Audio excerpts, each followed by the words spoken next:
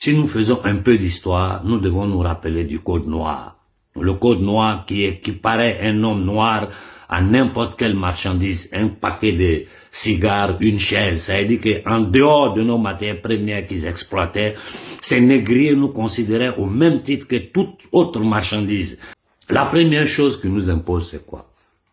C'est de payer la dette de la colonisation. C'est-à-dire, nous devons payer, nous devons rembourser toutes les infrastructures que la France a construites sur les territoires africains pendant sa période d'occupation. Et c'est une dette qui n'a jamais été estimée. Donc ça veut dire que c'est une dette que nous devons payer ad aeternam, pour toute la vie. Si on ne sait pas combien c'est la dette, comment on va faire la rembourser? Et depuis les forces d'indépendance, les Africains sont en train de payer les dettes à la France. Ils savent même pas quel est le montant de cette dette. Et en plus, aucun des pays africains, je dis bien aucun des pays africains individuellement, c'est le montant de ses réserves, de ses devises dans les comptes d'opération en France. Nous, on sait même pas combien on a là-bas. On sait pas quelle est la quantité individuellement, combien chaque pays africain détient au trésor français. Ça là, c'est depuis 1961. Et n'oubliez pas qu'au départ, nous déposons les 100% de nos devises. Au départ. Aujourd'hui, on a 50%. Sans oublier que la France met à disposition des États africains, c'est-à-dire de nos États, la France met à notre disposition seulement le 15% de nos réserves. Vous entendez bien? La France met à la disposition, nous pouvons dépenser seulement le 15%, je dis bien, le 15% de nos réserves. Si on veut aller au-delà, on doit emprunter notre propre argent à des taux commerciaux. Est-ce que ça finit là? Ça finit pas là. L'imposition du franc CFA, qui est l'arme de destruction par excellence. Ça ne s'arrête pas là. La France, dans ces mêmes accords coloniaux, la France a imposé le droit d'exclusivité de toutes nos ressources et matières premières. C'est-à-dire, la France a l'exclusivité sur toutes nos richesses, toutes nos ressources. Et vu que depuis le Code noir, l'homme noir est considéré comme une marchandise, donc ça veut dire que la France a l'exclusivité sur notre vie, nous les Africains, notre vie. Je prends un exemple. On veut construire un pont. Les Français disent le pont, nous on peut vous construire ça à tel prix. Les Chinois disent on peut vous construire ça à tel prix. Le prix des Chinois est 10 fois moins cher que celui des Français. Mais nous on est obligé d'accepter celui des Français. Sans oublier qu'ils nous ont obligés d'utiliser le français comme langue officielle, ce qui permet à la langue française d'être une langue internationale. Et sans oublier la chose la plus grave, voilà pourquoi il y a eu toujours ces coups d'État en Afrique. Voilà pourquoi certaines familles sont restées au pouvoir. Parce que ils nous ont, dans ces contrats-là, nous sommes obligés d'acheter tous nos équipements militaires, d'abord avec la France. Et si nous voulons le prendre ailleurs, c'est avec permission de la France. Tous nos équipements militaires et tous nos officiers supérieurs doivent être formés en France. Et les papiers qu'on les fait signer là-bas, nous les savons, c'est pas aujourd'hui, nous allons rentrer dans les détails.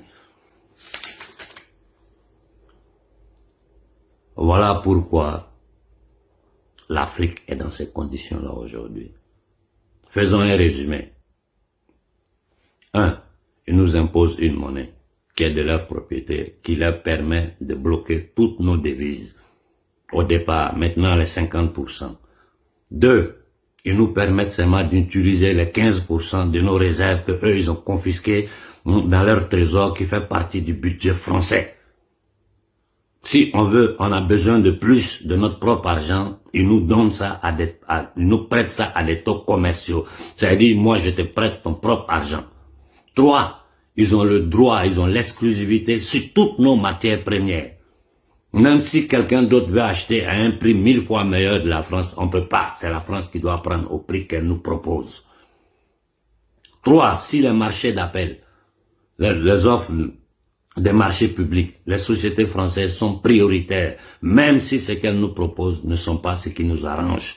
Donc ça veut dire que pratiquement, économiquement, ils nous ont tenus sous leur contrôle. Et avec les accords militaires, ils ont occupé notre territoire militairement. Regardez les bases militaires françaises en Afrique de l'Ouest et en Afrique centrale. Écoutons ça. Quand la Russie a envahi l'Ukraine, l'Union européenne, les États-Unis se sont mobilisés. L'Ukraine reçoit des armes, des chars, bientôt des avions de chasse, sans doute, et la Russie est gravement sanctionnée, avec comme objectif l'effondrement total de l'économie russe. Mais quand la République démocratique du Congo se fait agresser depuis des années par le mouvement M23, rien, quelques belles paroles, pour tromper, pour enfumer, mais aucune sanction réelle contre le Rwanda qui soutient ce mouvement. Alors la vie d'un Congolais, chers collègues, vaut-elle moins que la vie d'un Ukrainien? Kichanga, Bambo, Rutshuru, Kishiche, Nyiragongo, combien de territoires de la République démocratique du Congo doivent encore être frappés, occupés ou asphyxiés comme actuellement Goma avant que l'Union européenne ne réagisse? Voilà pourquoi je vous dis, le combat que nous menons, ce n'est pas un combat de religion, ce n'est pas un combat de couleur de peau, ce n'est pas un combat de culture différente.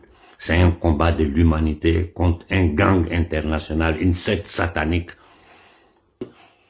Et j'ai dit, quand je vous ai dit, pourquoi la France a obligé les pays africains à envoyer les officiers se former en France.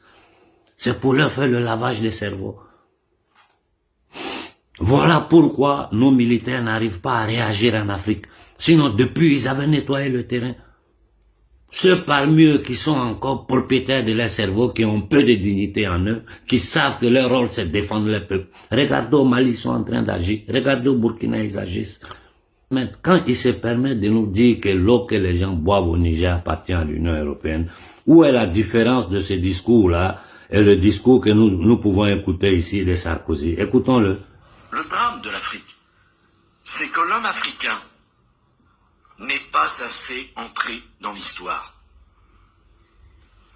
Le paysan africain, qui depuis des millénaires vit avec les saisons, dont l'idéal de vie est d'être en harmonie avec la nature, ne connaît que l'éternel recommencement du temps, rythmé par la répétition sans fin des mêmes gestes et des mêmes paroles. On peut insulter un peu plus que ça. Jamais l'homme ne s'élance vers l'avenir.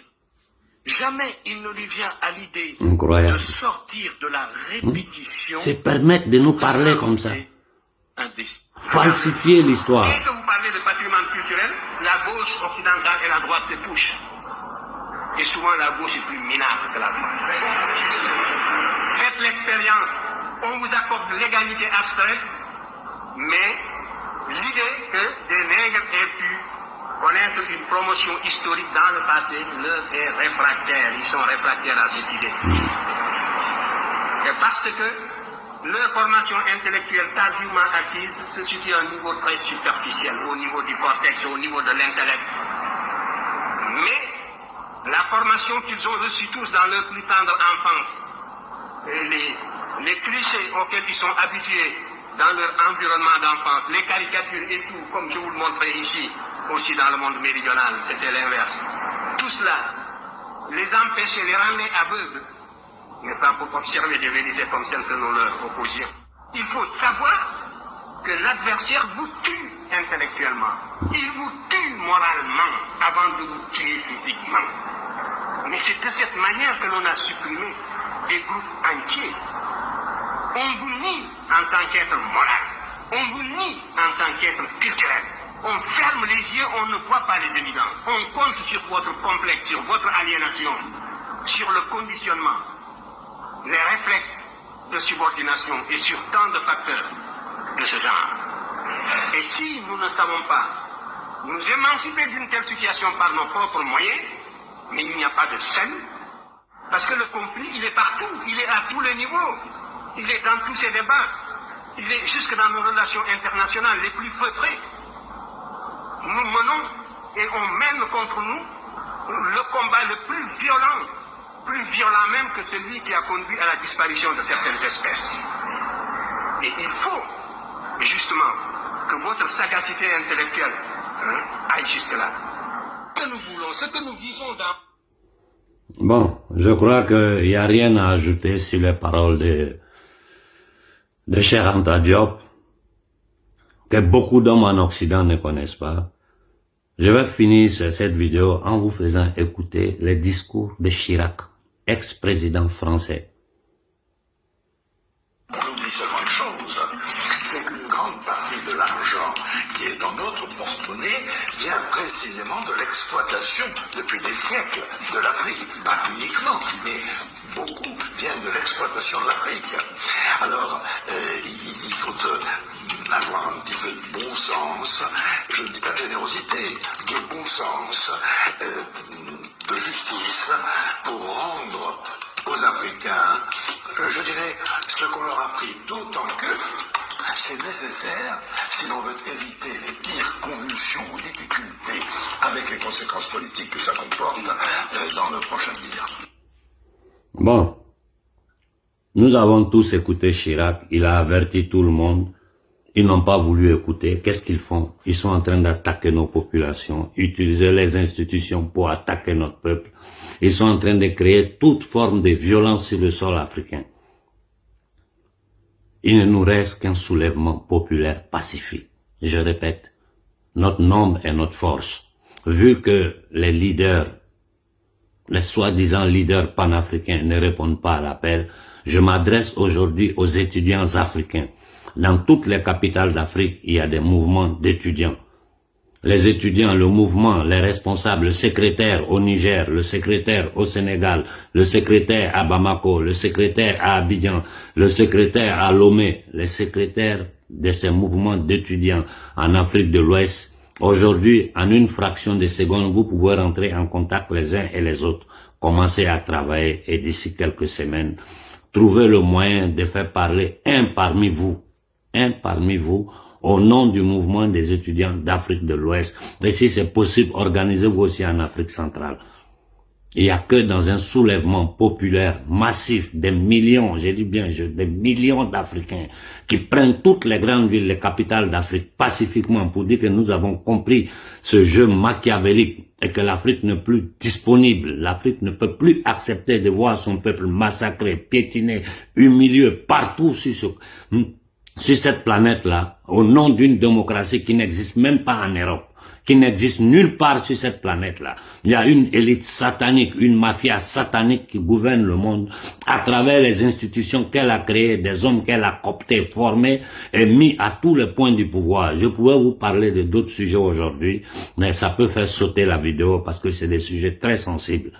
Voilà mon message aujourd'hui aux étudiants, à la jeunesse, et je répète de nouveau, à ceux qui se font appeler leaders d'opinion du monde panafricain, il est temps de nous donner la main et mener une lutte commune. L'histoire de l'Afrique doit nous l'enseigner. Tous ceux qui ont tenté individuellement dans les enclos coloniaux ont été éliminés.